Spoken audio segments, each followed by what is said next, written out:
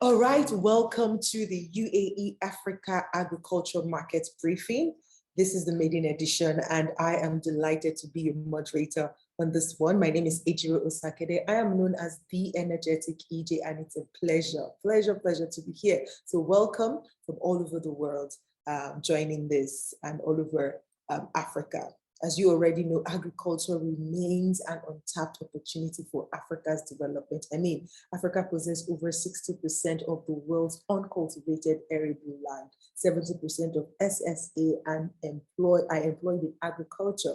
Like the opportunities are countless and limitless, and we need to begin to have these conversations to tap into those opportunities and just, have that, growth in the agro space. This market briefing is a trade support initiative to help African agricultural produce suppliers export more into the GCC, the Middle East, but UAE specifically. And this event is attended by so many people from different parts of Africa and even some part of the other world. We have Germany, we have Nigeria, Ghana, Kenya, South Africa, Ethiopia, Egypt, Tanzania, Morocco, Rwanda, and so much more. So you are in the right place and you are welcome. And on this webinar, we have 4 speakers that will be, talking or being on the stage today. We have Hassa Al-Sumaiti, we have Greg Ohanesian, we have Zama Berta, and we have Kenneth Obiajulu, and they're going to be taking us through this webinar today. My name again is Ejiro Osakede, and I will be your host. Now, this event is put together by Tradekaiju. Tradekaiju is a market intelligence and trade facilitation platform aimed at promoting African B2B across-border trade. It is a product of Cassia, a UAE-based company connecting African businesses with opportunities in the Middle East. On Tradekaiju, suppliers and buyers can connect with each other and access key market insights and data to help them make data-driven business decisions, attract new business, or expand into new markets. The mission here for Tradekaiju is to be the operating system for Africa's cross-border B2B trade. And so we are happy to have you here, and we look forward to you having an amazing time of information sharing, knowledge gaining, and interaction with other business owners and investors on the chat space today. So as you join this webinar, please take away every form of distraction and let's get into it proper. One more time, welcome. And to kick off the session today, our first speaker is Greg Ohanesian. Holding a master's in Middle Eastern Studies from King's College London, Greg Ohanesian has dedicated his career to developing policy and strategy at the intersection of the public and private sectors, delivering projects in coordination with the UN, DP World, the UAE Ministry of Defense, MOCCAE, and Dubai government, and agri-tech projects focused on market entry analysis in the UAE for a leading global CEA company, as well as coordinating investor due diligence for a UAE-based CEA incumbent. Greg has over a decade of experience and is committed to long-term sustainable growth in the region. Greg is a founding partner of Somamater. Sorry, there we go. Sorry about that. So just beginning at the beginning of the pandemic, because that was sort of a watershed moment for the region, when we started to really realize the fragility of our global supply chains and our global food system, and trying to understand what are the ways that we can change our food system and the fundamental shifts that need to happen and the investments that need to happen in order to avoid further disruptions to our food system and supply chains, and really build a stronger, more sustainable foundation for food security and food sustainability for the future.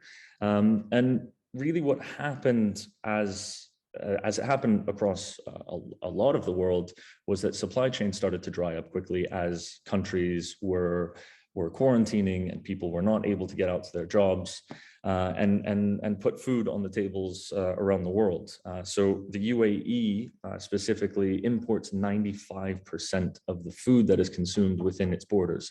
So that means that our local production is a very, very small portion of what's supplying our food system. And aside from obviously the great focus on diversification of our import partners and reaching out to countries that we had never really engaged with on food imports, engaging with them and saying how many onions can you bring to our country, how many tomatoes, how much frozen fish.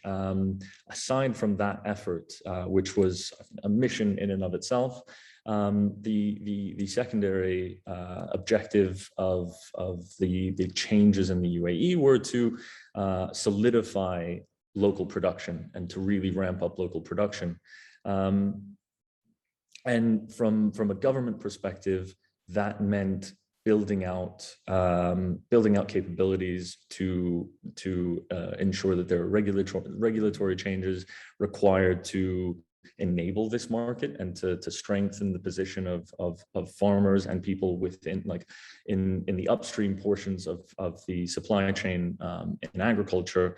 And obviously a lot of investment into high-tech ag and trying to find ways to farm in the desert. It's not an easy environment to try and grow food, but it is sort of the focus today. Part of that sea change during the pandemic was the creation of Halal, which is a new company under ADQ, and ADQ is one of the newer sovereign wealth funds based in Abu Dhabi, the capital and emirate of one of the 7 emirates in the UAE, and they have put in a lot of capital and a lot of time and a lot of talent to try and shore up local production, as well as focus on the offshore holdings and the international holdings that they have.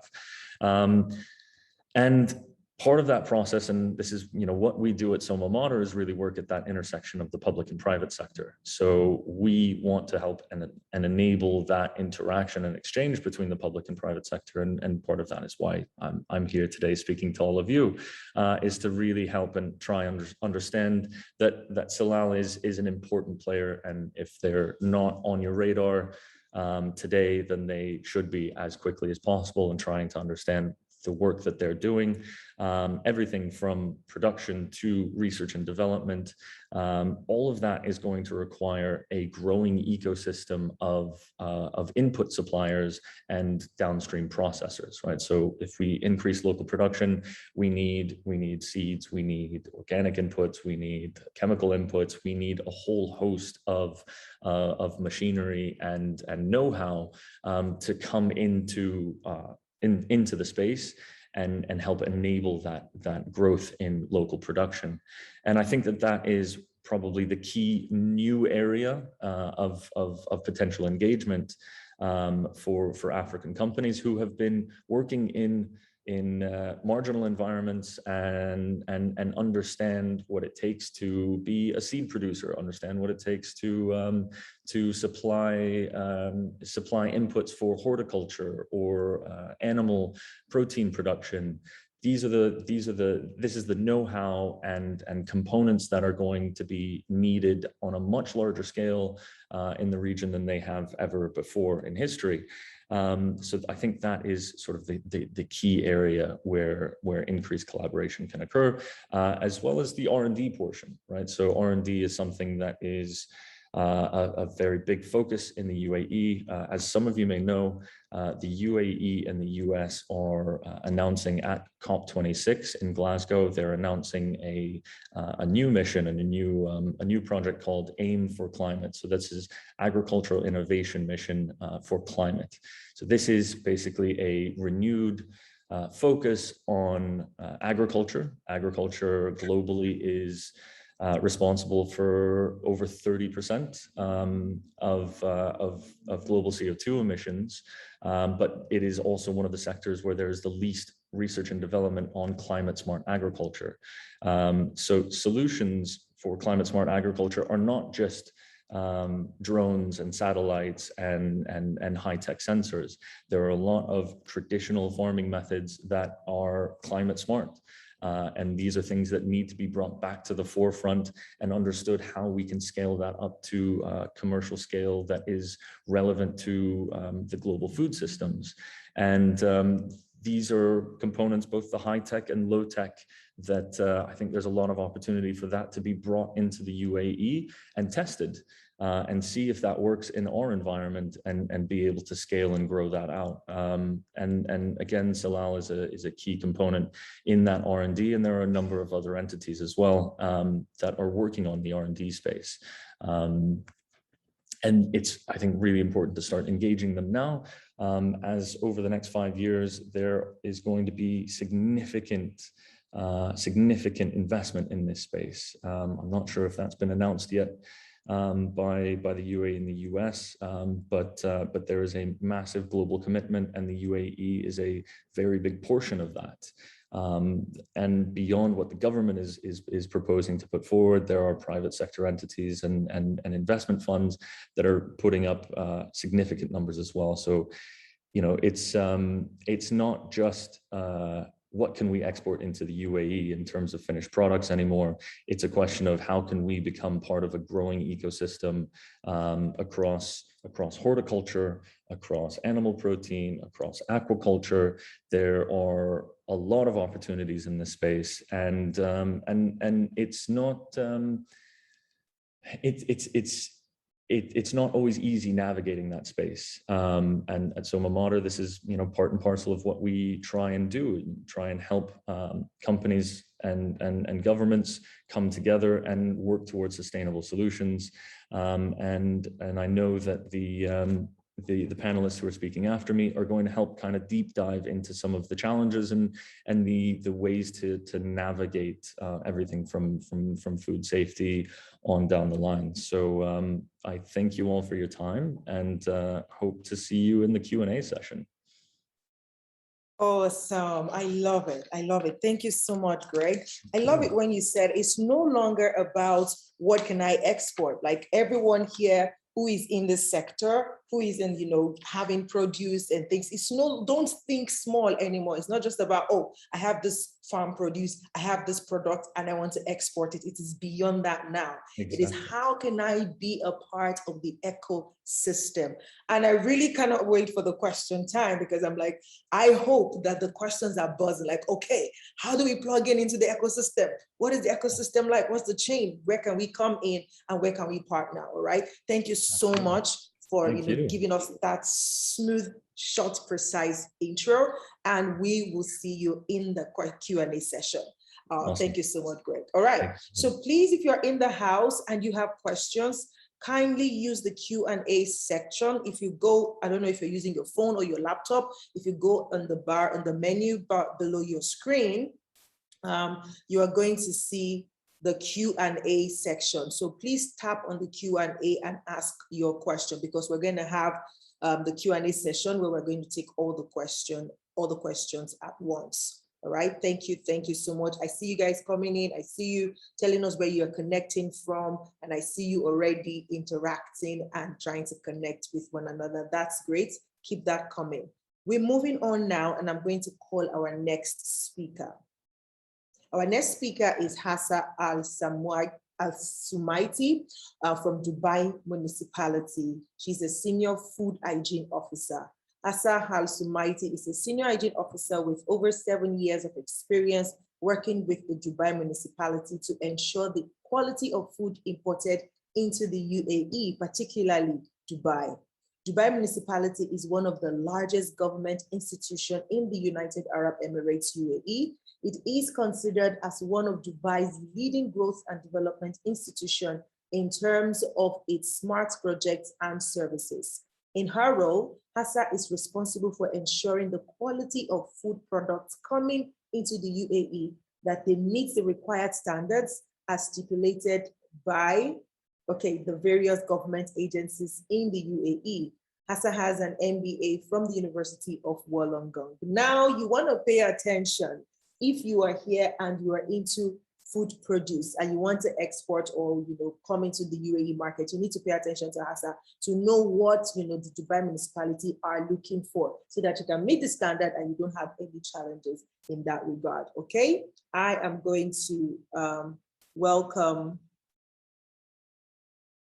I'm going to welcome our speaker now, Assa Al-Sumaiti. Hi, Assa, are you there? Can I see you? Yes. Awesome. Hi, I can't hear you. Good okay, afternoon. Fantastic. Now I can hear you, yeah. Hello, everyone. My name is Hissa. I'm from Dubai Municipality, and I would like to welcome you all to this webinar. I will be sharing information about requirements and regulations here as the Dubai Municipality from government perspective.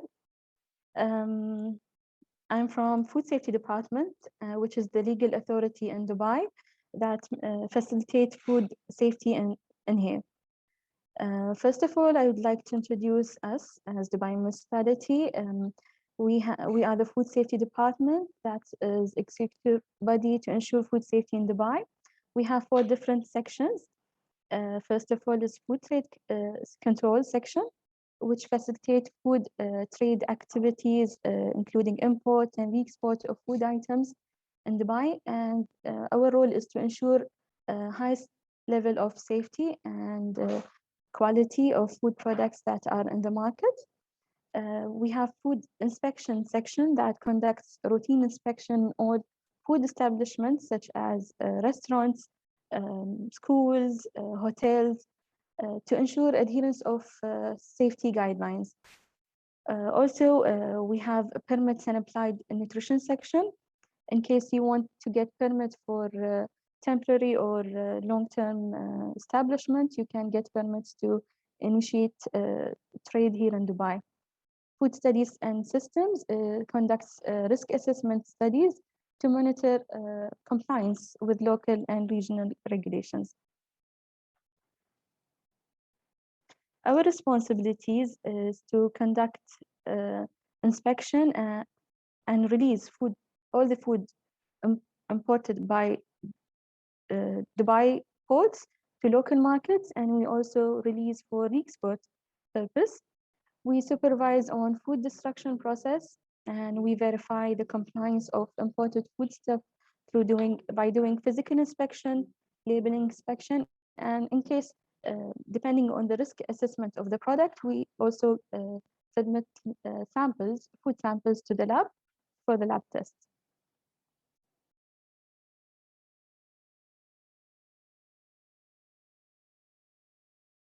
We receive many shipments on monthly basis. So these statistics are for on monthly basis through Dubai ports. The highest imported shipments come through seaports. On monthly basis, we receive around 12,600 consignments, followed by airport units, which is 12,000 consignments. Land port units, we usually receive shipments from Oman, from GCC countries, usually it's around 6,000 consignments. Then we have consignment follow-up and DIP unit. We have a service that in case the shipment was not inspected at the port, we send inspector to the company's warehouse. So inspection is done at the company's or premises or warehouse, which is around 3,000 consignments. These are a list of our services. We have food consignment release permit, which is for local market, inspection and release for the local market. Food export health certificate. As you know, Dubai is like a trade hub, so that we receive many shipments for re-export purposes. Around 70% of shipments are for re-export purpose. So we have provided this service to help the exporters to get the certificate for the other country. Food consignment transfer between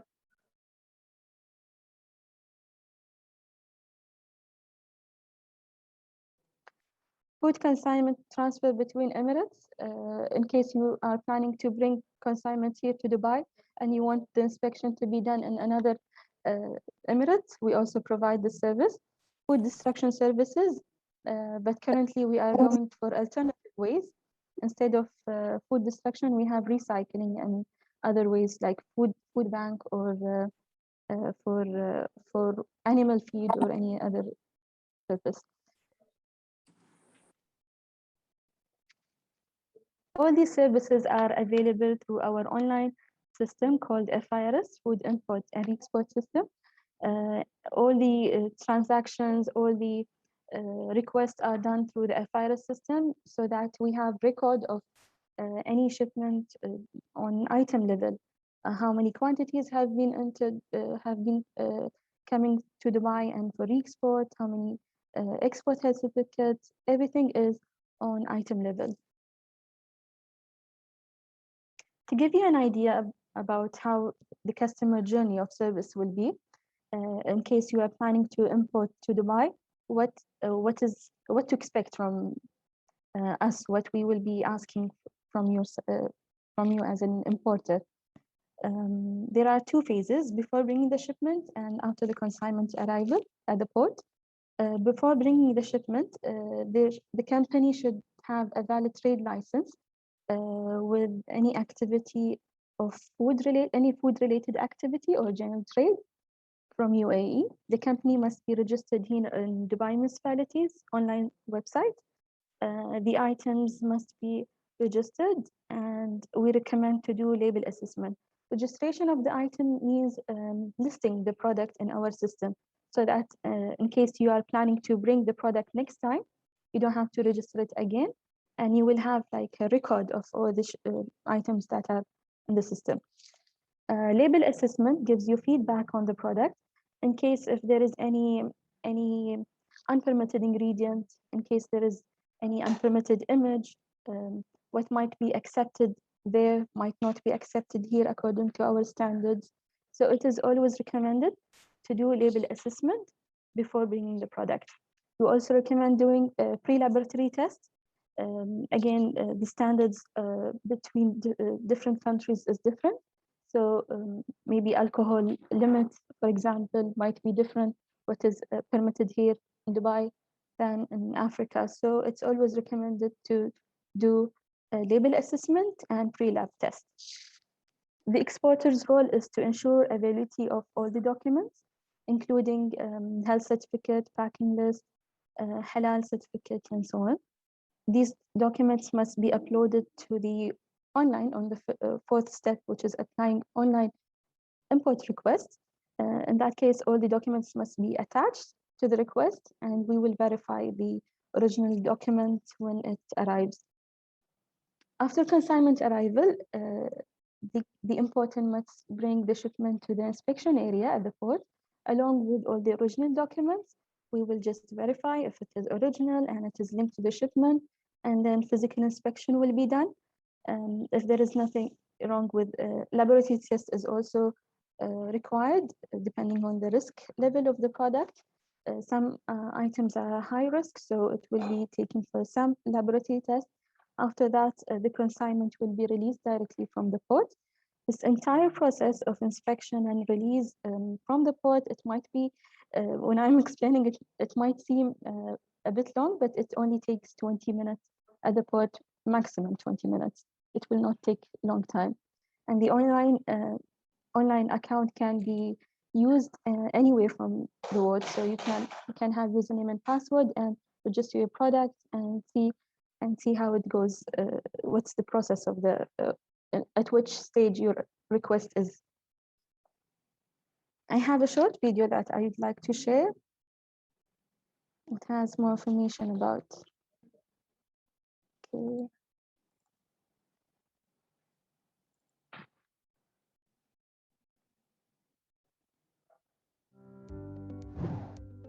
Food manufacturers and exporters play an important role in the food trade with the cooperation of importers. By knowing the food regulations and requirements of the importing country, which facilitates the trade movement between the countries. The efforts by the Food Safety Department of Dubai Municipality are to inform food manufacturers and exporters about the requirements of food imports to the Emirate of Dubai.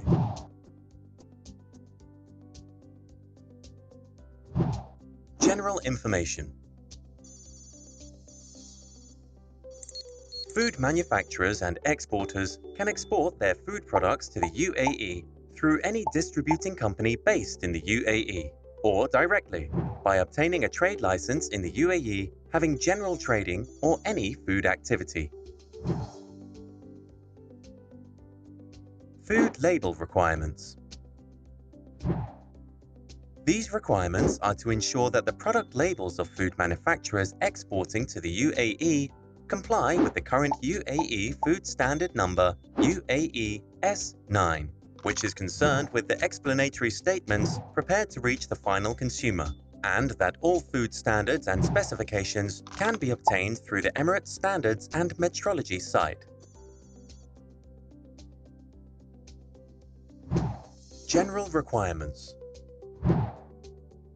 Food labels and accompanying statements should be in Arabic, and when one or more other languages are used besides Arabic, all data in these languages must be identical to those written in Arabic.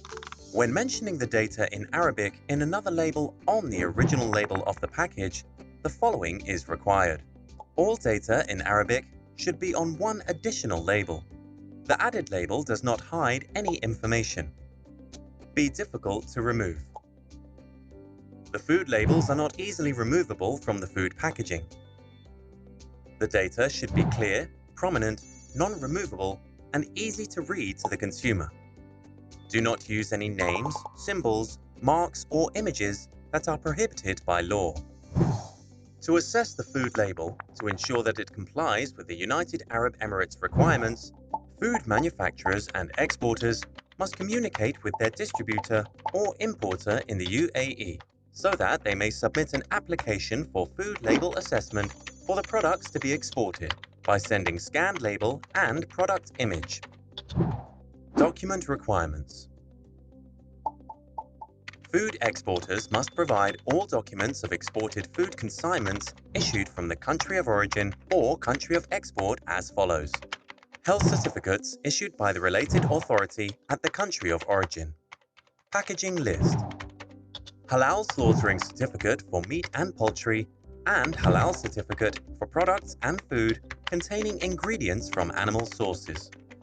Any additional documents required, such as the radioactivity-free certificates from some countries, heavy metals-free certificates, dioxin-free certificates, certificate confirming that fish are not fed on animal protein, certificate proving the claim that the products are not genetically modified, certificate proving the claim that the products are organic, issued by the recognized bodies of the Ministry of Climate Change and Environment. Health or nutritional claims when needed, only accepted if certified by an internationally recognized scientific body. It is advisable to bring samples of the products to be imported and tested in Dubai's central laboratory of the Dubai Municipality to ensure that the food products to be exported are compatible with the standards and specifications approved in the UAE. This is in order to avoid any refusal and delay of releasing of food consignments due to incomplete requirements, and to release the food shipments from the ports of entry in the United Arab Emirates, UAE, Dubai Emirate.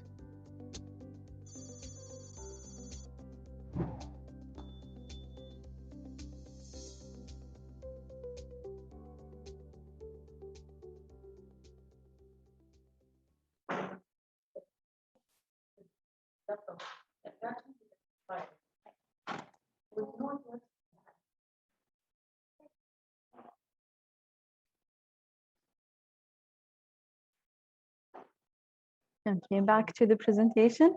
I know the video has so many information. It's very informative. I have highlighted some of the important points here. The required documents are health certificate from authorized government entity related to food, halal certificate for meat and poultry and products. In case there are also for products that has halal statement on it, even if it is not meat or poultry, we need halal certificate for it. Packing list, other certificates, if it is stated on the product it is organic or GMO free, then you need to provide a certificate that approves the statement. Organic certificate list, the approved organic certificate list, we can get it from Ministry of Environment and Climate Change by visiting this website, moca.gov.ae.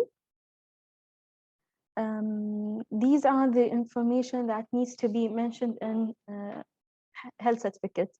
Logo and address of the authority that is issuing the health certificate, issuing authority, title, certificate number, date of issue, and the date of issue of health certificate must be after the production date.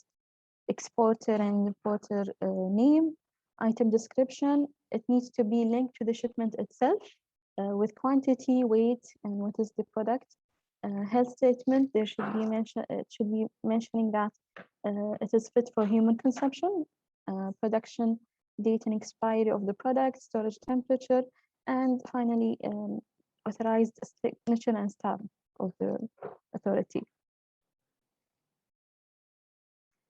Okay, what implies to health certificate is also the same for GMO-free certificate. It should be from government health authority or any approved entity. Now, moving on, exporters and importer role is both are important.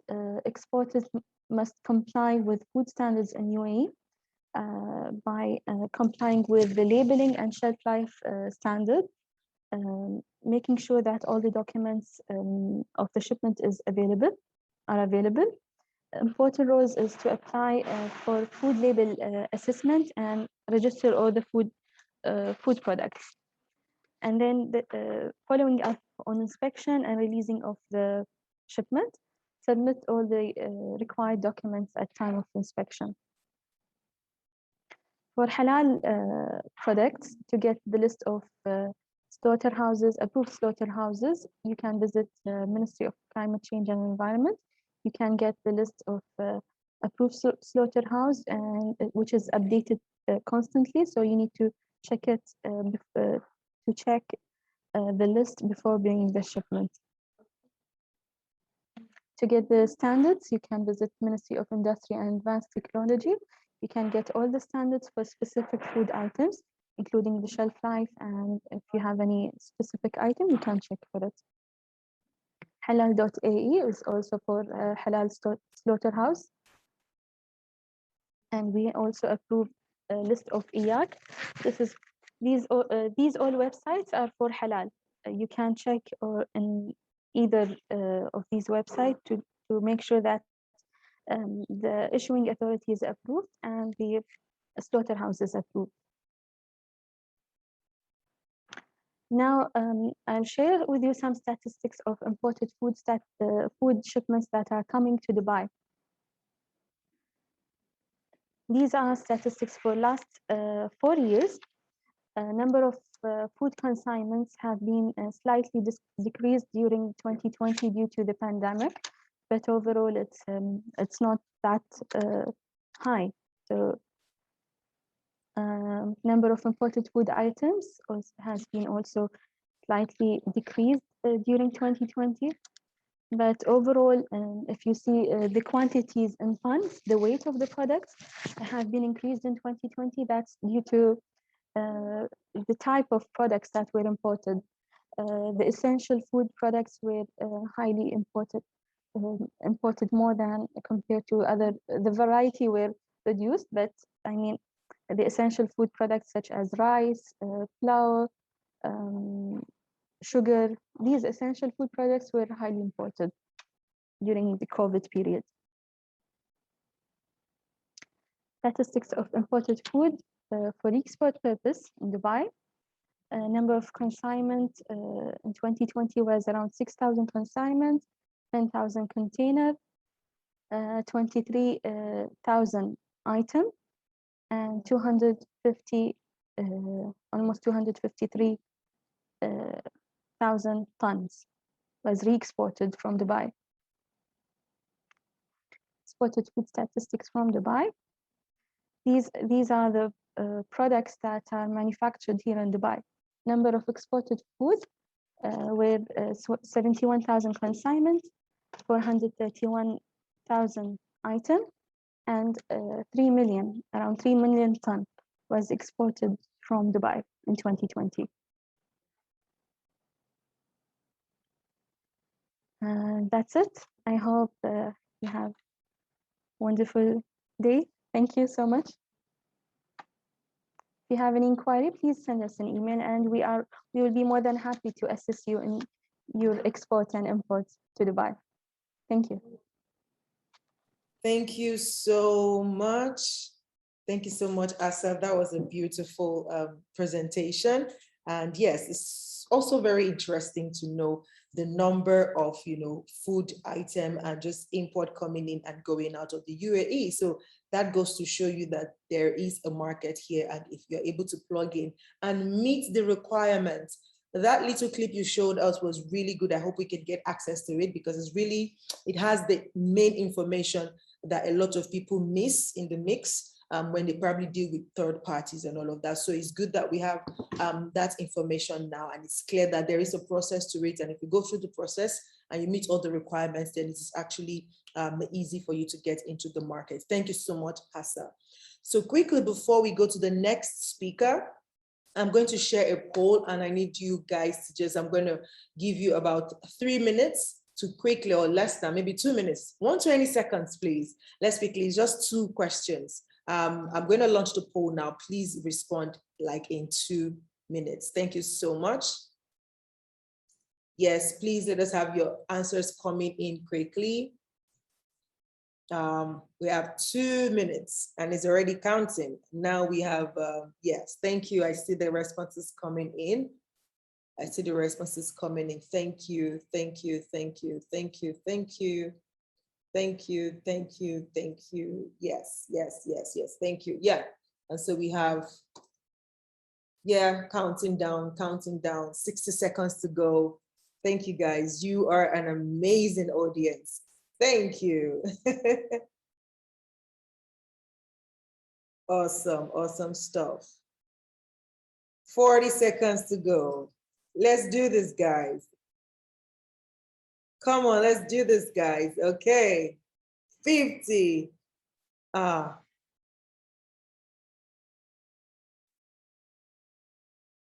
right, so I was jumping the the timing. So now, yes, we have 45 seconds to go. Yes, yes, yes, count it down to 2 minutes, and then we would continue. Thank you for your responses. We appreciate each and every one of you that is here. Yes, we have about 30 seconds to go, and we would put a hold on the. Yes, the team is working on it. We're going to work to see that you get the presentation for Hassa. So just, if you registered for this, just rest assured, we got you. We got you covered, okay? Just pay attention to your emails, right? Nothing is going, you are not going to miss anything, okay? Thank you for being here. So just be here, be present, engage with us, join the poll. Thank you. We have 5, 4, 3, 2, 1, and this is the end of the poll. Thank you so much. Thank you very much. We're going to we have 2 more polls to go in the course of this webinar. Now I am going to call on the next speaker. Our next speaker is Zama Berta from SGS, who is supported by her colleague as well. And she is the section head, Food Services. Zama Berta is a food engineer with 9 years experience, offering full-fledged technical and registration services in the Gulf Cooperation Council country, that is UAE, Saudi Arabia, Oman, Kuwait, Qatar, and Bahrain, from assessment to product market placement. Zama is the head of food regulatory services in SGS, which provide the client with any service related to food registration in GCC.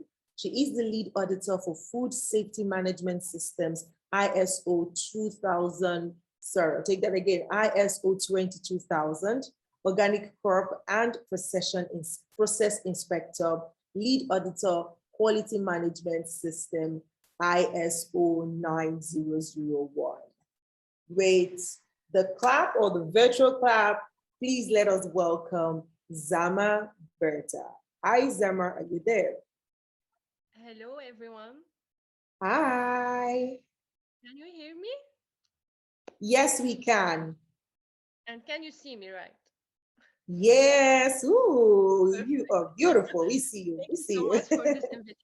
It's my pleasure to be a part of this webinar. My name is Berta, and I'm food engineer. Now I would like to give you a headline for the food importer to UAE in Berta, general. just 1 minute. Are you using your earpiece or something? It's a bit low. We can hear you, but it's a little bit low. Let me try the headphone. 1 minute. Is it me? Now it's better.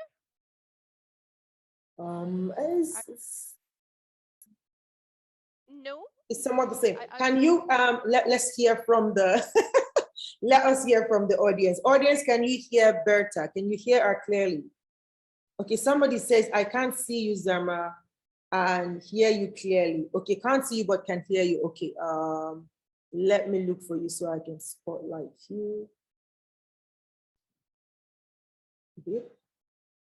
You are on spotlight, so I can see you. Okay, but can't see you. Okay, we'll fix the seeing, but can you hear her? I will try to speak loudly. Please let me know if it's difficult to you because I'm screaming right now. Oh, so sorry about that. No, so sorry from me. Maybe there is some issue in my laptop. However, I will share my screen. Please Okay. let me know if there is any problem inside the presentation. Yeah, if you Okay. didn't hear me or anything is happened. Yeah. Okay.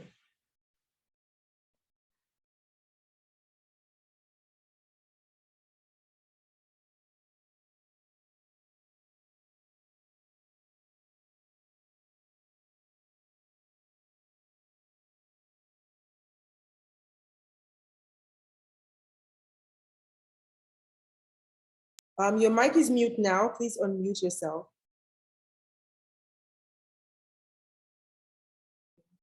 Zama, your mic is mute. Can you unmute?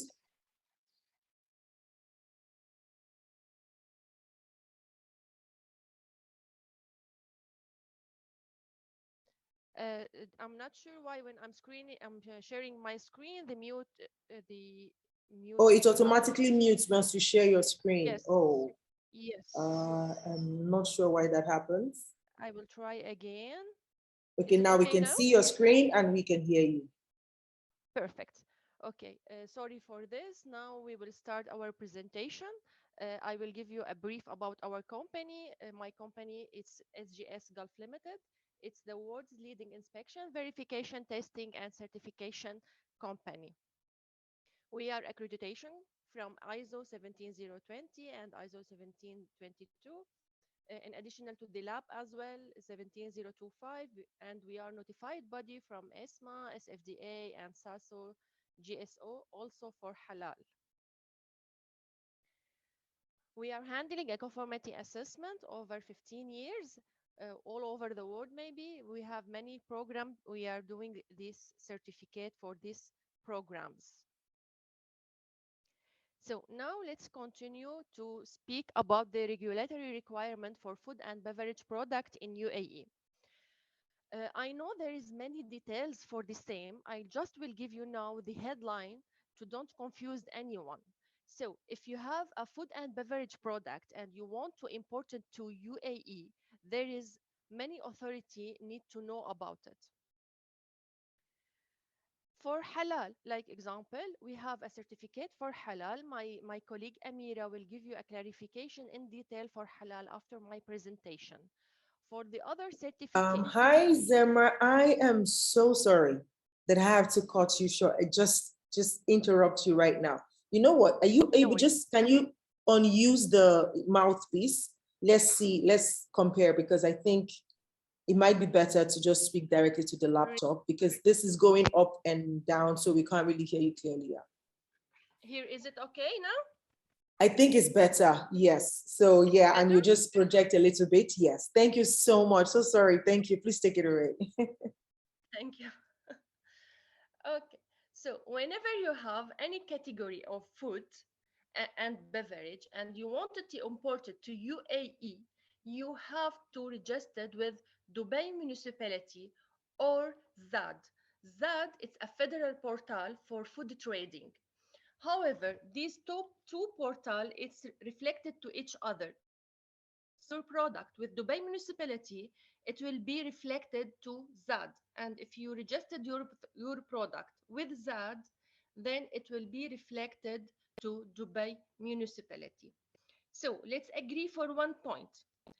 Any food and beverage you have it and you want to import it to UAE, you must register with Dubai Municipality or ZAD. Now there is some category need to be registered with another authority and you need to get another certificate for some category. These category are water, honey, dairy product, energy drink. I will clarify those. But this certificate, we need to have it in additional to Dubai Municipality and ZAD registration. I will use some words during my presentation. This is the words like EQM, which certificate we need to get it for water and dairy product. It's mean Emirates Quality Mark. DM, we will use it for Dubai Municipality. ECAS, it's an Emirates Conformity Assessment Scheme. It's for honey and energy drink. Let's continue. For ECAS, I will give you the details for ECAS. As I mentioned, it's mandatory certificate for honey and energy drink. This certificate is valid for 1 year. You can apply it through a notified body like SGS. So you will apply for this certificate and then the notified body will go through your application and give you the certificate. The process will be request the requirement document. There is many documents. We will request it from your side. We will review the document. Then we will issue the certificate. Each application or each certificate can contain only one brand and can contain only one honey type, which up to 45 SKU. So if you have two types of honey, you need to get two certificates. Okay, and if you have the same type of honey, but it's two brand, then also you have to apply for two certificates. For honey, we request for a test lab, but you cannot send us a sample and tell us, please test it. Because as per ESMA, the sample need to be done from the personnel lab. So one of the lab, he will come to your manufactory and he will get the sample, then we will do the test report. The same procedure is for energy drink. Each one application can contain only one brand, which is only one flavor, multiply volume size. This certificate, you need to renew it every year. And it's mandatory. For EQM, which is Emirate Quality Mark, all these lists, if you can check it, all these products are regulated with EQM. So you need to get this certificate in additional to Dubai Municipality. Bottled drinking water, juices, milk, flavored yogurt, drinking lemon, all these product is regulated with EQM. The procedure for EQM is the first thing we will request some document. We will review it. Based on our review, we will check if you need an audit for the manufacturer or not. So the factory audit, it's not mandatory. It's based on the document review. We might ask for an audit, we might not. We will check all the document, we will check for the testing, we will do product testing, and we will check if the label is complying with UAE standard. After that, we will issue the certificate of EQM. If you can check this logo on the top and right, this is the logo for EQM. And this certificate, it's valid for 3 years. Each 3 years, we need to renew the certificate.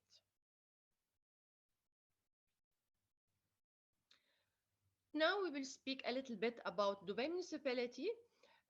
As I mentioned again, I will repeat it. All products need to be registered with Dubai Municipality or ZAD. Even if we have energy drink like example, we will register with Dubai Municipality and we will get ECAS certificate.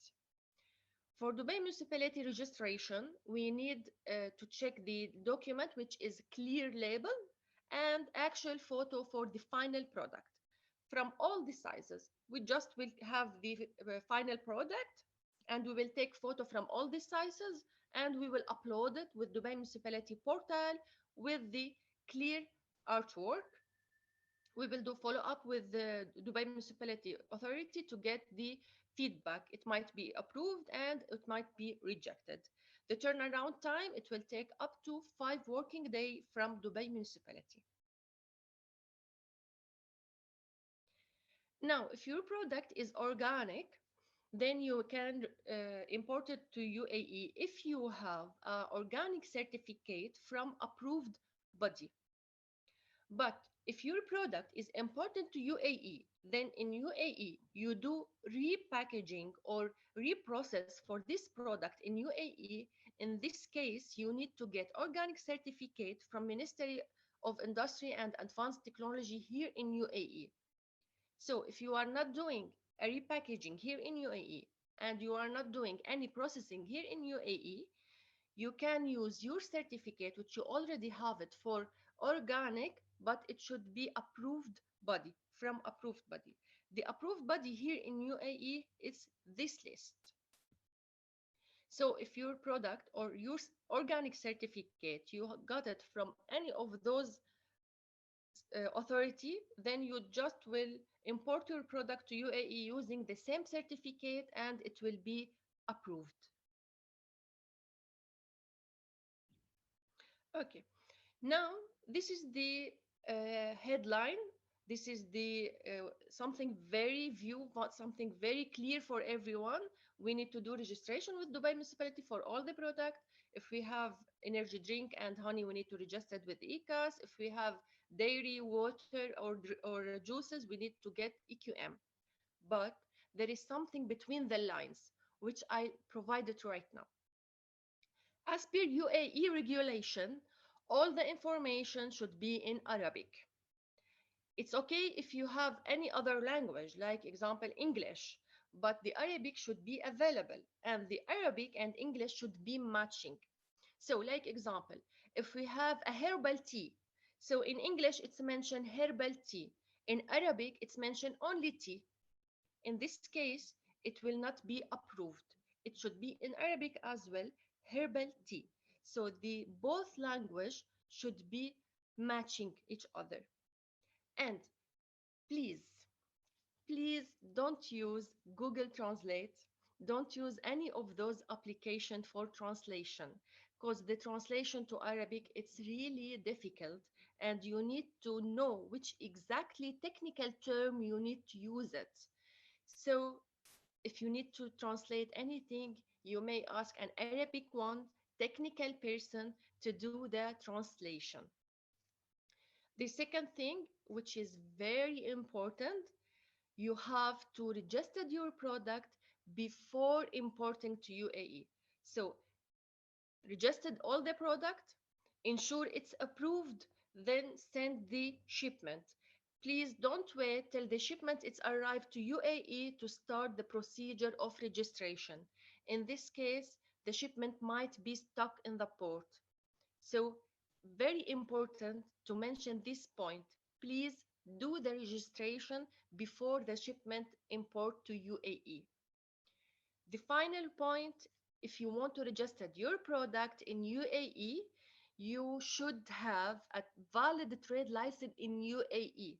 So you are not able to use your trade license, let's say in Egypt or in any other country. You have to check the trade license in UAE, valid trade license, and it should have a food activity or trading activity. Only in this case, you can go through the registration process. We are doing a service of product compliance because you have to ensure that your product is compliant with UAE standard. So we are checking all the information on the label. We are checking the ingredient, the limit of the ingredient, because there is some ingredient acceptable within specific limit, so you cannot exceed these limits. There is some ingredient, it's bonded here in UAE as well. So we will check all the details. We will check the nutrition table. It should be matching with the standard of nutrition table here in UAE. Also the claim. The claim, there is some claims it's unacceptable here in UAE to place it on the food product. Like example, if we have any product like tea, you cannot mention anything related to immunity. You cannot mention anything related that this product will make you slim. So there is some claim it's unacceptable here in UAE. So we will check also the claim based on the standard. Also on the standard, they didn't mention all the acceptable claim. So we need to check based on the standard, based on our experience. Also, sometimes we will ask Dubai Municipality team to assist us and confirm if this claim is acceptable or not. This is the general standard for food. So we have a general standard for labeling. There is a standard for nutritional label here in UAE, and for the claim, permitted claim, and permitted additives in additional to the traffic light of nutritional table. There is a traffic light, should be in red, yellow, green.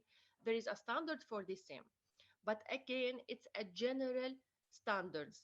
So if you have a specific standards like olive oil, then you may refer to all these standards in additional to olive oil standard.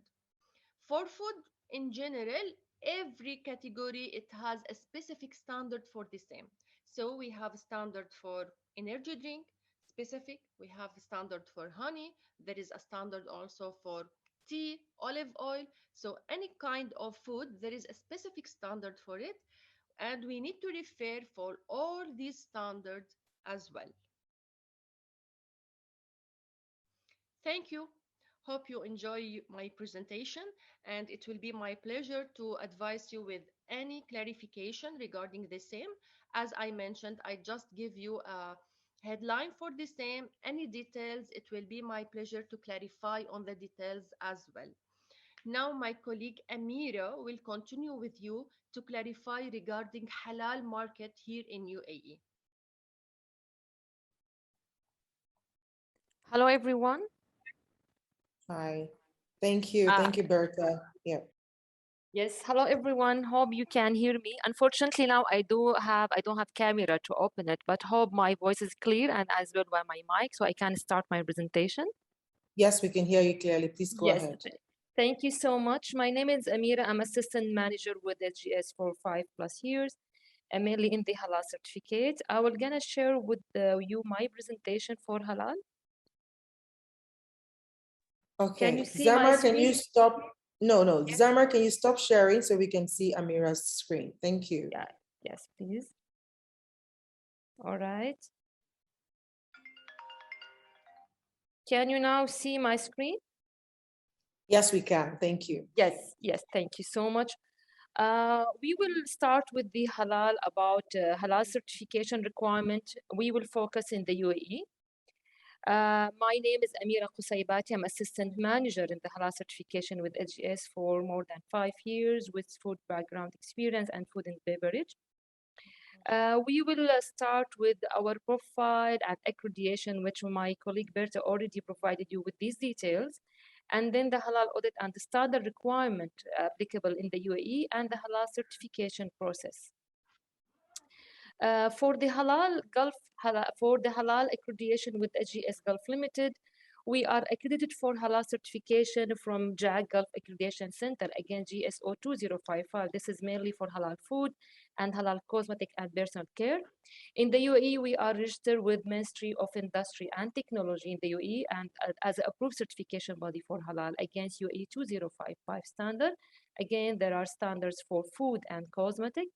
And also in Saudi Arabia, we are approved by SFDA Saudi Halal Center to certify halal product and shipment imported into Saudi Arabia. And they are approved by SASO as a halal conformity assessment for Middle East and North Africa. In the UAE, there are so many lines to follow for the halal certificate. First of all, the UAE halal certification scheme was developed by ESMA, Emirates Authority for Standards and Metrology, which is now under Ministry of Industry, to provide a deadline or to provide a line how to work on the halal certificate and the requirement.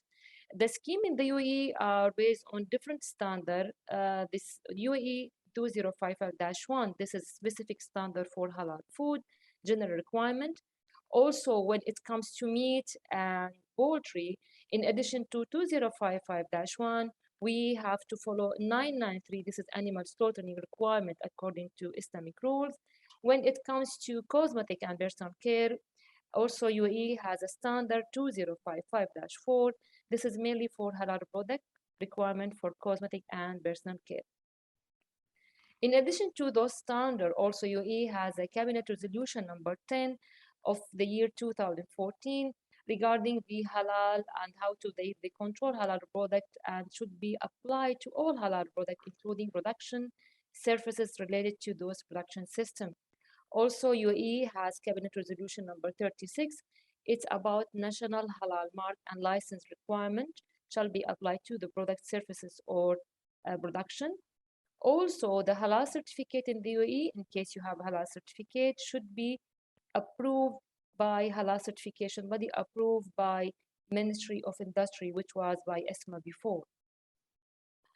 Now, as per the standard UAE 2055, the regulated scope under the halal standard, if you can see, the standard already mentioned what are the product and the scope for this category. For example, farming, slaughtering, canned product, food services, etc.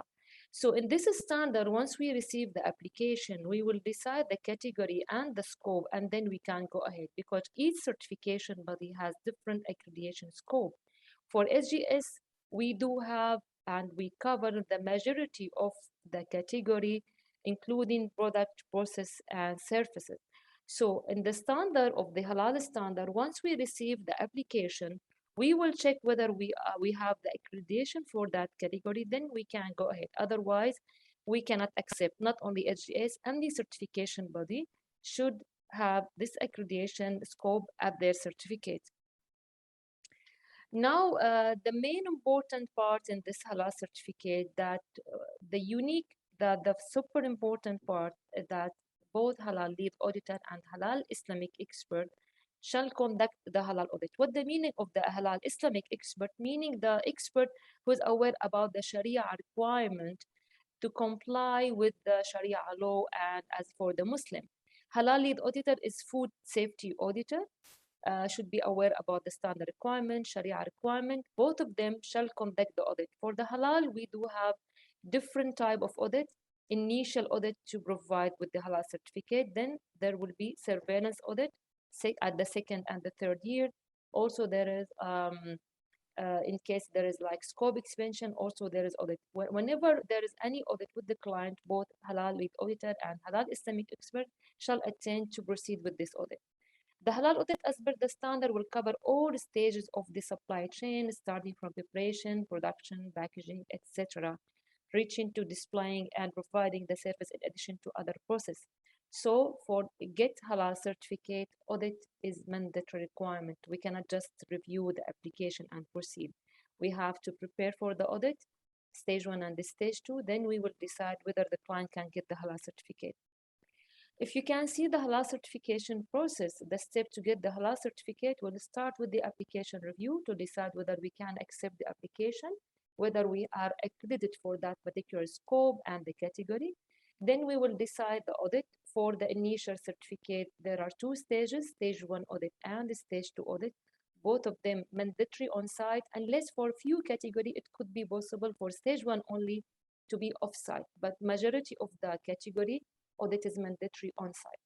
Once we complete the audits, I mean stage 1 and stage 2, the halal lead auditor, along with the Islamic expert, will share the report with their finding to the decision committee. Decision committee, this is independent committee as per the standard requirement, will review the application, will review the report, will review the finding and non-conformity raised after the audit, and then they will decide whether the client is eligible to get the halal certificate. If they approve the profile, the client will get the halal certificate. Halal certificate valid for 3 years. And this is the most important part. The halal certificate is a product certificate, meaning we will verify the product during the audit, and the client will get the halal with the product list. It's not only system certificate, it's a product certificate. So for example, if the client submit application with 10 items, and we check this item and found this item meet the standard requirement, the client will get the halal certificate for these 10 items only. He cannot claim for the other item if we didn't check during the audit that the other item are halal. So only the item which we will verify during the audit will be halal item. Again, as per the standard requirement, it will be a mandatory requirement within 3 years at the second and third year to conduct a surveillance audit for the client. Also, if the client interested to renew the halal certificate, he needs to start the application as per the standard requirement before 6 months of the expiry of the certificate. As I mentioned in the previous slide, in the UAE also the ESMA has developed earlier halal national mark, which is the approved label for halal as a halal logo in the UAE. Meaning, in case you are interested to use the halal logo for the UAE market, you have to get only UAE National Halal logo, which obtained by ESMA. For the same, you need to get first halal certificate from approved certification body like SGS approved by ESMA before. Now it's Ministry of Industry and Technology. If you are approved certification body, if you have halal certificate from approved certification body, then you can apply to get the halal national mark logo certificate, which again valid for 3 years. This is overall the brief about the standard requirement for the UAE. Please, if you have any question, please let me know. It's my pleasure to answer your inquiry. Also, at any time, you can reach me out through my emails and mobile. Thank you so much. Thank you so much, Amira. Thank you for that awesome presentation. It was really informative. Yes, I have so many questions coming in, even in the comment section. Please, you can use the Q&A session so that we're able to answer all the questions at the end of this presentation. We have one more speaker to go, and then we are going to delve into the questions. The team is already answering the question one after the other, but then we're going to have that Q&A session so that everybody can also glean from the answers that will be coming. I see questions like, do we need halal certificate for the importation of raw agricultural products? Does avocado, do we need, all of those questions? Please type them in the Q&A box so that we're able to deal with them once we get to that time for Q&A. Thank you so much again, Amira, and Kamara from your SGS, yes. Zama, I said, Kamara, sorry, Zama. Yes, thank you so much. And finally, our last speaker for today. Last but not the least, that is how it's been said. My apologies. Yes. We have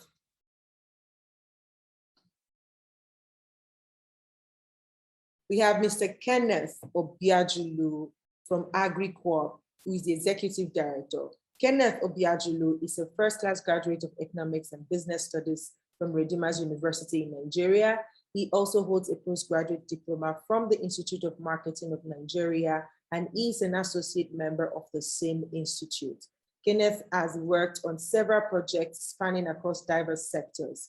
As the innovation consultant with the World Bank, he was responsible for mapping innovations that cut across agricultural productivity, livestock, market information, financial services, and so much more. Kenneth has also worked and consulted for developmental projects funded by Sustainable Food Lab, Food Loss and Waste Project, TechnoServe Inc., State Partnership for Agriculture, Quantifying African Value Chains, TechnoServe UK, Accenture Nigeria, Tony Elumelu Entrepreneurship Program, and Farm Crowdy Limited, and more. Over the course of his professional career, Kenneth has deployed in excess of over Kenneth has developed in excess of over $20 million across several projects in agriculture. Kenneth is the engine room that drives Agricorp, a Nigerian spice production company using proprietary technology to aggregate spices, ginger, turmeric, garlic, chili pepper, and sesame from smallhold farmers in Nigeria, process them into various products, and export them to major buyers in the Middle East, Africa, and Asia. He sits on the board of Agricorp as executive director, both in Nigeria and Agricorp Holdings Limited, UK. Please, with the virtual hands together, let us welcome on the virtual stage, Mr. Kenneth Obiajulu. Mr. Kenneth, are you here? Hi, welcome, hello, sir. hi. How are you doing today? Very good, and you? I'm good, thank you. Awesome, the stage is yours. Please take it away. All right. Thank you so much, everybody. I'm super excited to be here. Jumped in from the farm just a few minutes ago to be able to take this session. So typically, the other speakers have been able to speak broadly about the various opportunities, trading in or having businesses, food-based businesses in the UAE. Basically, what I'm here to speak about is very simple and straightforward, will be around the issues or concepts around market linkages and how you're able to connect the African markets to the UAE and the Middle East generally. But to be able to speak on that, I'd like to run through some of the major challenges that we have been able to experience, or we have experienced during the course of engaging with the UAE and our other partners across Africa. Basically, you look at from an African perspective, smallholder farmers would have to go through 4 major challenges that borders around low productivity issues, post-harvest losses being at an all-time high. Access to finance in most cases is almost non-existent. And then the farmers will still have to go through multiple layers of intermediaries to be able to sell their produce to superior market. But one thing that we've come to realize in all of these challenges is the fact that access to finance is a major player that unlocks the entire challenges that is being faced by African farmers generally. Access to finance is that solution or intervention that helps to solve issues around productivity of farmers by providing them with superior inputs, providing them with good training that increases productivity, reduces post-harvest losses. Access to finance is that intervention that also helps, in unlocking trade with foreign partners. Like I stated here in my notes, in dealing or connecting the market, one of the biggest things that a lot of players here from the African side of things would have heard is running through the entire requirement of, being able to export commodities to the UAE or being able to export products to the UAE, and a lot of conversations around how are we able to support the farmers in connecting their produce to major buyers, retailers and modern retail facilities in the UAE. And today we're able to see that there's a lot of process that goes into all of these activities, a lot of consideration goes into these activities. So a key takeout from this session, without wasting so much of the time, would be the role of partnership in guaranteeing market linkages.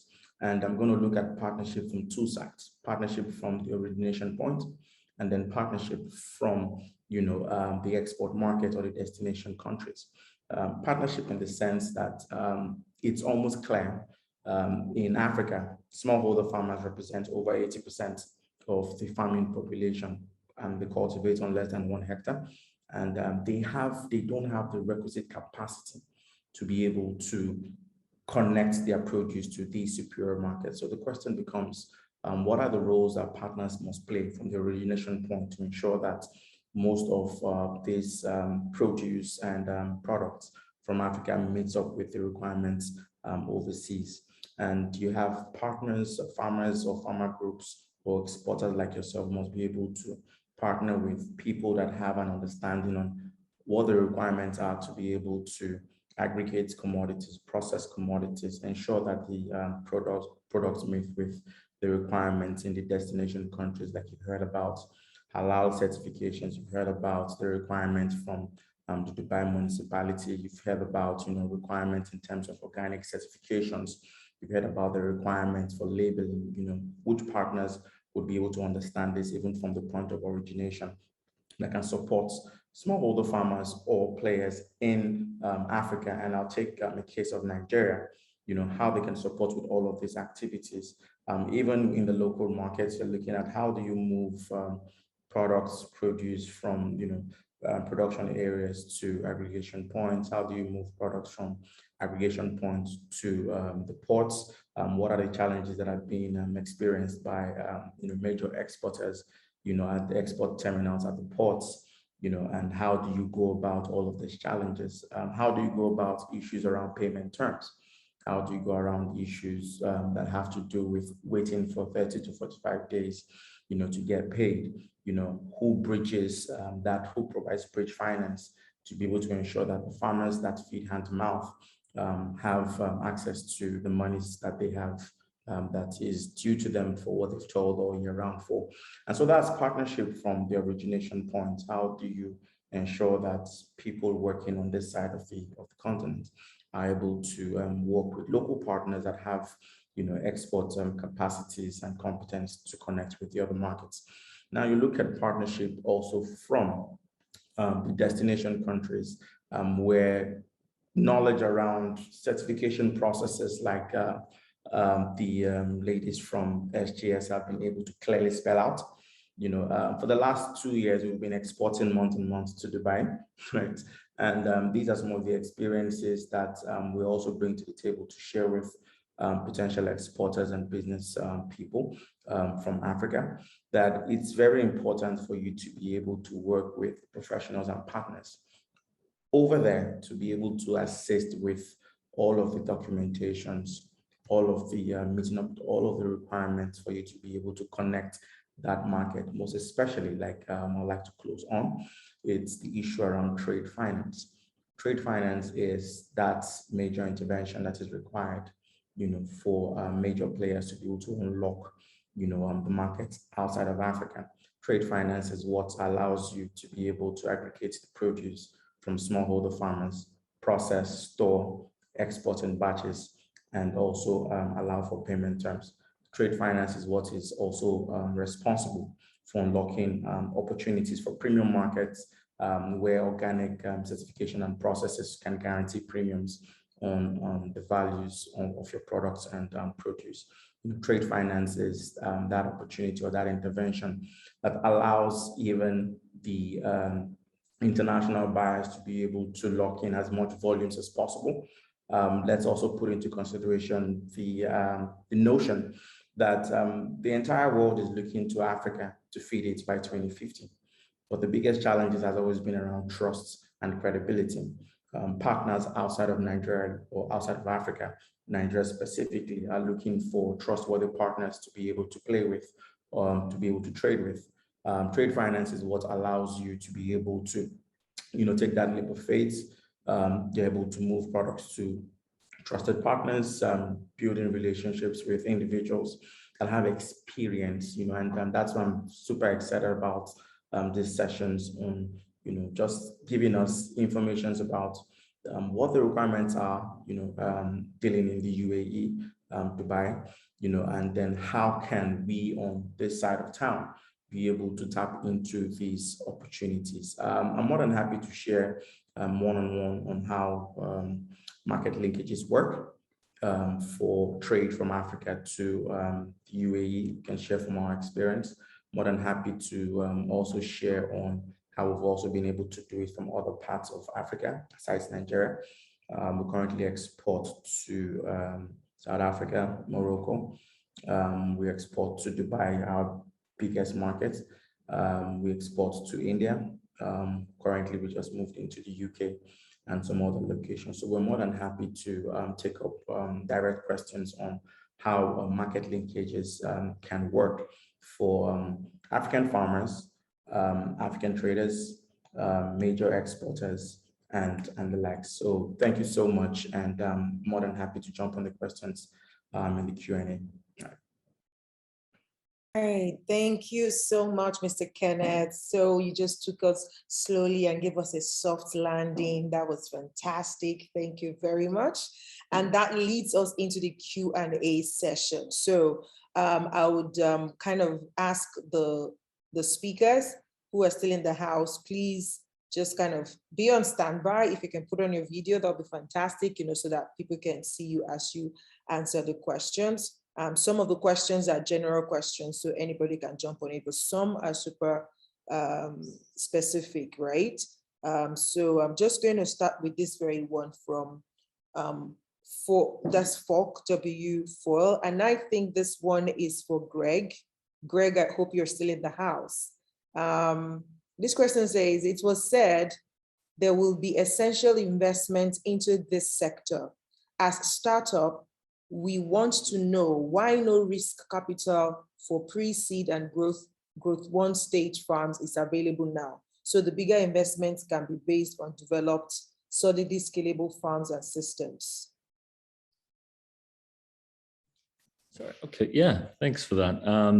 Really interesting question. If I understood it correctly, let me see if I can actually pop open that Q&A to have a look. But it was a question: why is there no risk capital for pre-seed and growth stage? Yes, from Folk. Yeah, I think there is, and I think you just have to dig a little deeper. Obviously, the big guys are starting or just now beginning to. So, for example, ADQ is just ramping up their incubator practice. Folks like Elite Agro have an R&D facility that will be online, I think, as early as next year, where they'll be basically welcoming tech companies and people with some ideas in the open field ag space to come out and basically do pilot studies with Elite Agro. That is more of a partnership model. So if you've got an MVP that you want to bring out, they're happy to test that out, and if it works, even more than just providing some seed money, they're willing to actually partner and utilize their existing market access to help grow that company. And beyond that, in more traditional pre-seed and early stage investment, there are some impact funds that are really helpful to look at. There's a company called Venture Sug that has an impact fund called the Conscious Collective. They have a global investment mandate and have invested in the food tech and ag tech space for companies that are looking to enter the regional market. And they've got some really big names from everywhere, from Singapore and a few other places where they seem to be doing really well and really supporting those companies in their market entry into the region. So it's a bit of legwork to try and find those companies that are willing to take on those higher risk early stage investments. Some of that is very institutionalized in the UAE, and some of that is more adventurous VC firms. So it's just a question of being able to dig in and start finding some nodes within that network, and then as soon as you find them, they start to expand that network for you. So it's stay persistent. The cash is out there. The investors are waiting to deploy capital, and if you've got if you've got a solution that you think can work, it's just a question of staying persistent and finding that capital. Fantastic answer. I love that, Greg. Thank you. Like, see, the money is there somewhere, but you need to put in some work to get it. You need to search for it. Like, it's not laying down outside, you know, it's like gold. and I guess to that point. Yes, please. You wanted to, yeah. Go ahead, Kenneth. Yeah, just one last point. Sorry. Please go ahead. Okay, I'll go. Two gentlemen trying to battle it out. So yeah, I think just my last point on that is just it's you know, working in the region is very relationship based, and you know, it's not as simple as getting someone's email and dropping them a pitch deck. You really have to work on building that relationship, establishing that rapport. Things take time, but that effort that you put into building those relationships pays off. Awesome, thank you. Please, Kenneth, go for it. Okay, you know, I'm always happy to jump on these kind of questions because for us, we represent that beacon of hope to you know, African businesses that are looking to raise capital and making them understand that it's possible. It's for you to be able to put in that level of work. In September, we raised $17.5 million US in Series A round to expand our activities. How did that work out and how did that play out?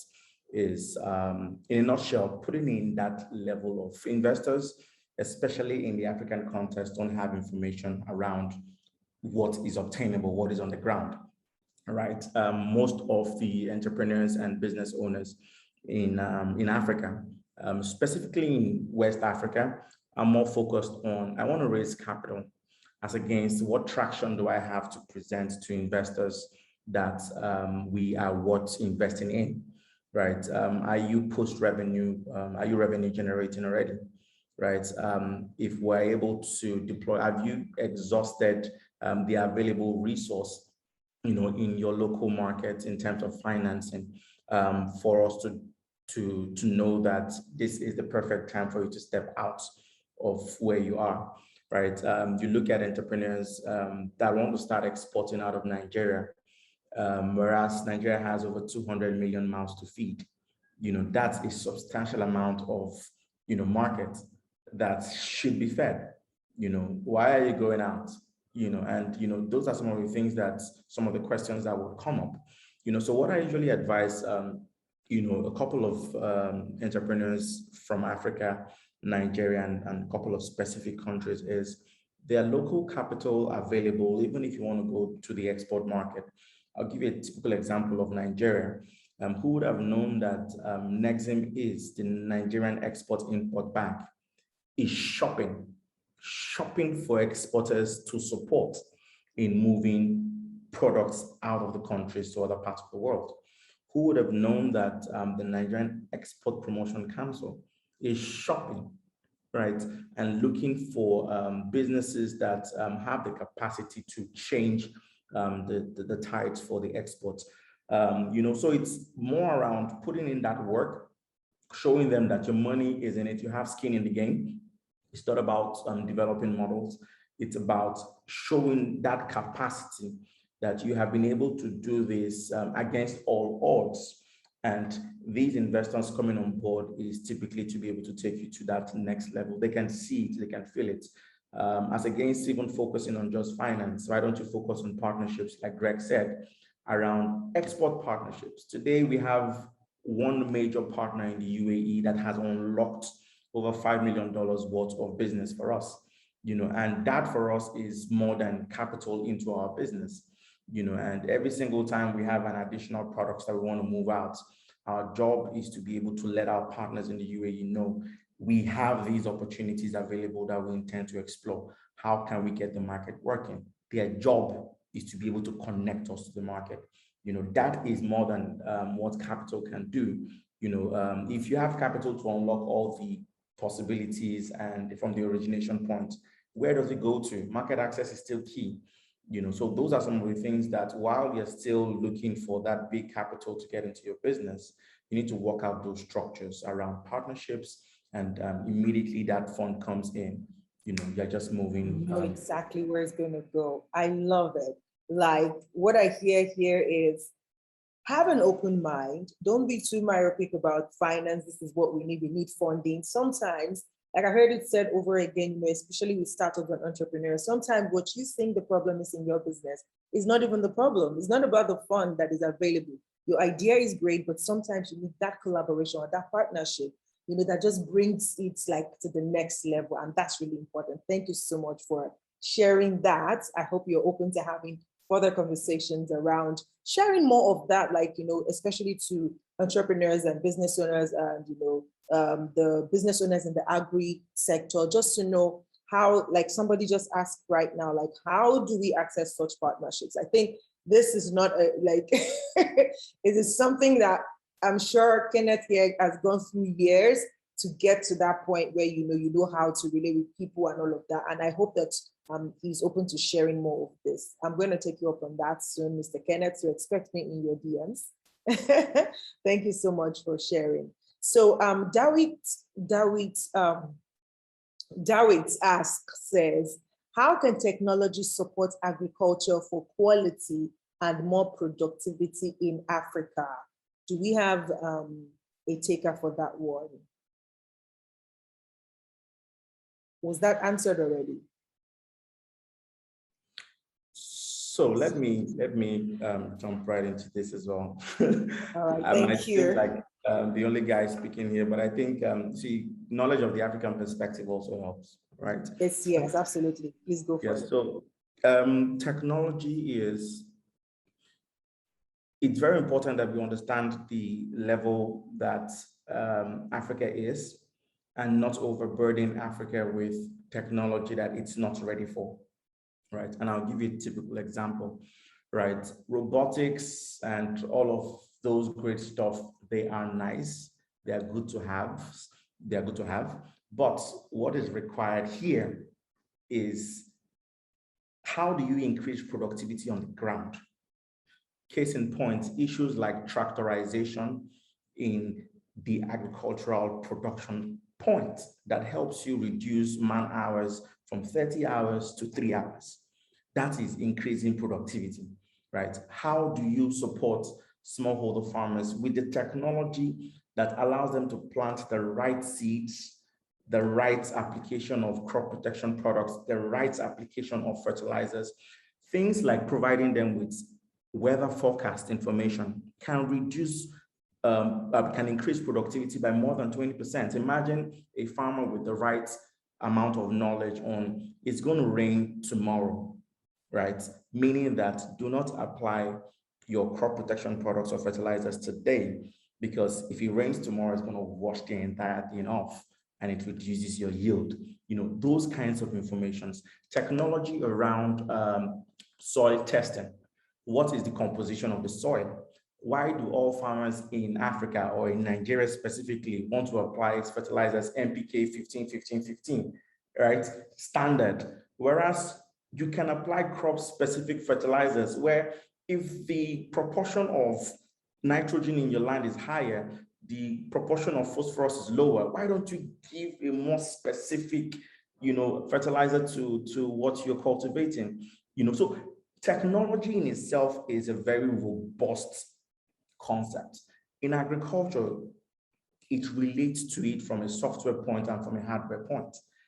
Right now in Africa, the amount of mechanization or tractorization access is less than 30%. It means that for us to be able to have and access these opportunities, we need to invest in these kinds of technologies required by African farmers now, right, to increase their productivity and efficiency level. And issues around robotics and robots picking tomatoes and making it look all nice. I love it, right? But you see, at this point in time, we must be able to, put square pegs in square holes, ensure that whatever we're doing, meets with requirements, of Africa. is what is needed now. Fantastic. Like, oh, you are just nailing it, Mr. Kenneth. Thank you so much for that, for giving us that perspective. Like, I just hear experience from the answers that you're giving. Thank you so much. Amar Jega says, what are the most basic steps to take in order to start exporting products to the UAE and to find buyers? Anybody wants to take this? I think this is a no-brainer because it was,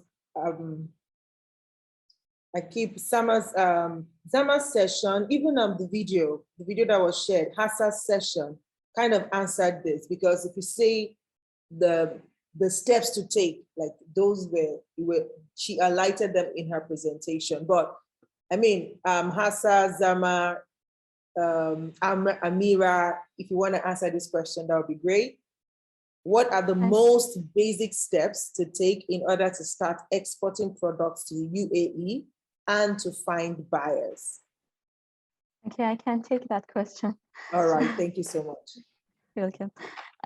It's important to have either you can import it by yourself by having a valid trade license here in Dubai, or you can deal with a already established distributor, so you can import through them.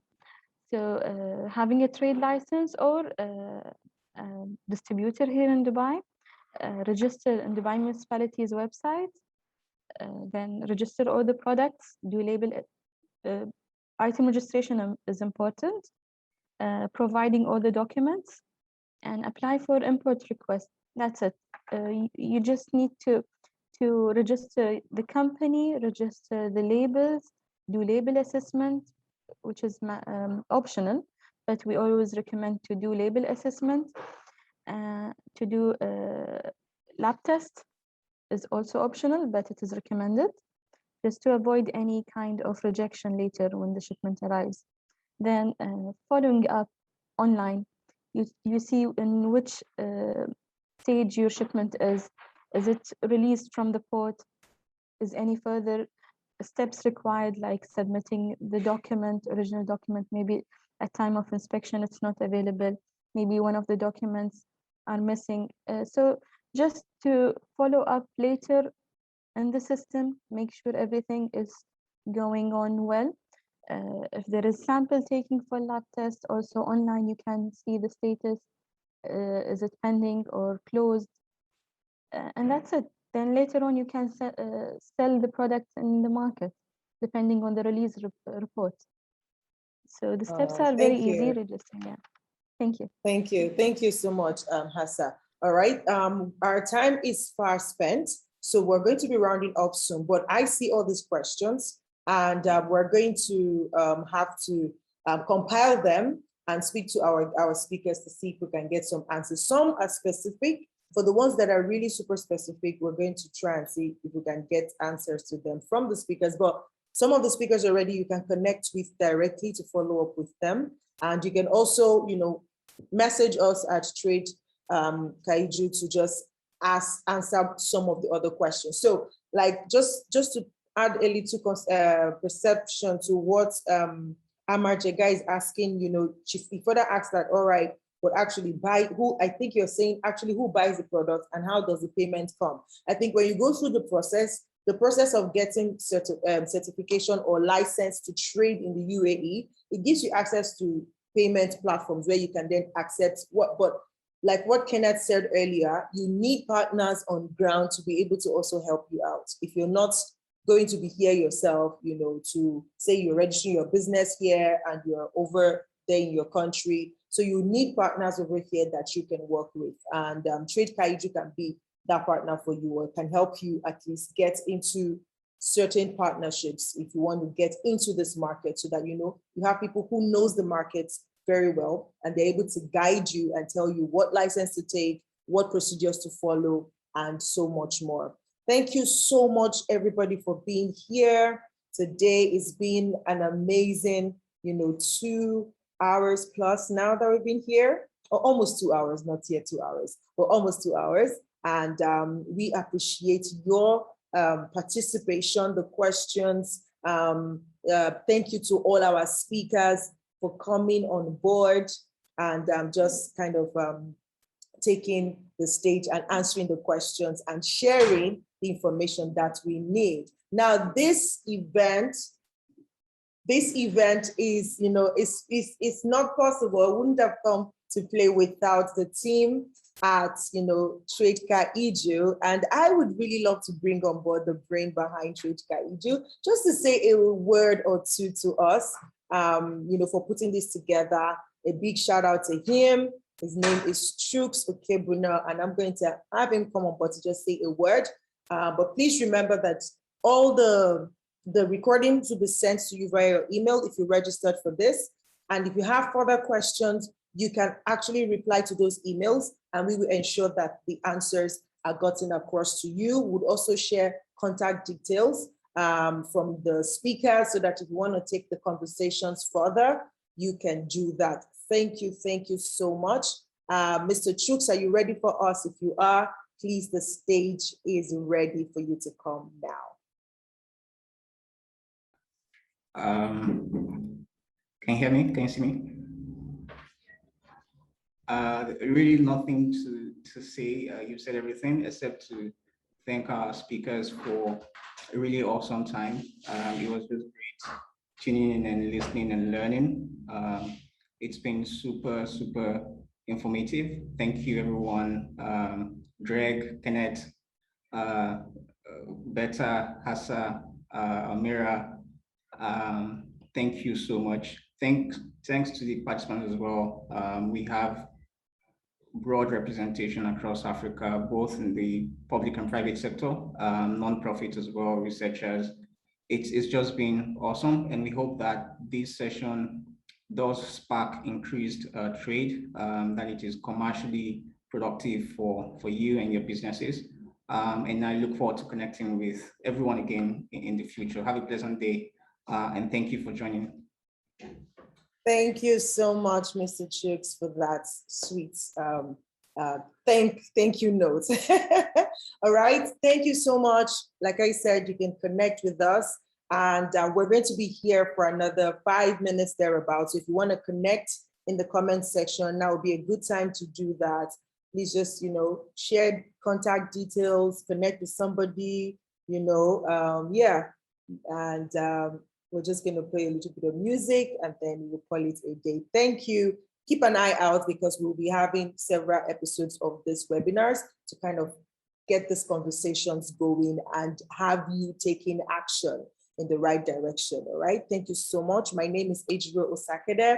I am the energetic EJ, and yes, up for hosting duties if you ever need one. Thank you so much for having me. Tradekaiju. God bless you, and see you next time.